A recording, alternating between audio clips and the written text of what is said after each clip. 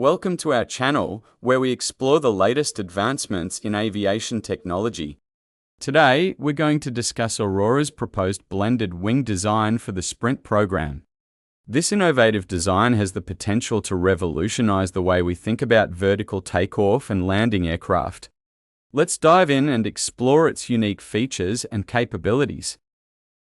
Aurora's design features a blended wing body, which is a type of airframe that combines the wings and fuselage into a single, continuous structure.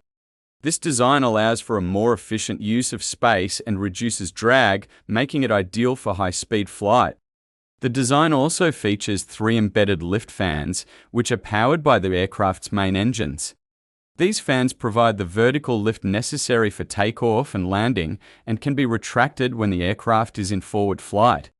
One of the most impressive features of this design is its ability to transition seamlessly from vertical to horizontal flight. This is achieved through the use of a distributed energy system which powers all the propulsion technology during the transition. When in forward flight, the aircraft is powered by embedded engines, which provide a high level of thrust and efficiency. This allows the aircraft to reach speeds of up to 450 knots, making it an ideal platform for air mobility and special operations missions. In hover mode, the aircraft is stabilized by the lift fans, which provide a high level of lift and control. This allows the aircraft to remain stationary in midair, making it an ideal platform for surveillance and reconnaissance missions. Aurora's design also features autonomous capabilities, which allow the aircraft to operate without the need for a human pilot.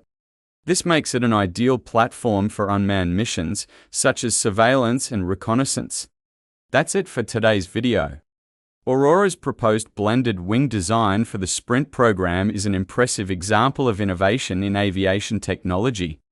Its unique features and capabilities make it an ideal platform for a variety of missions, from air mobility to special operations.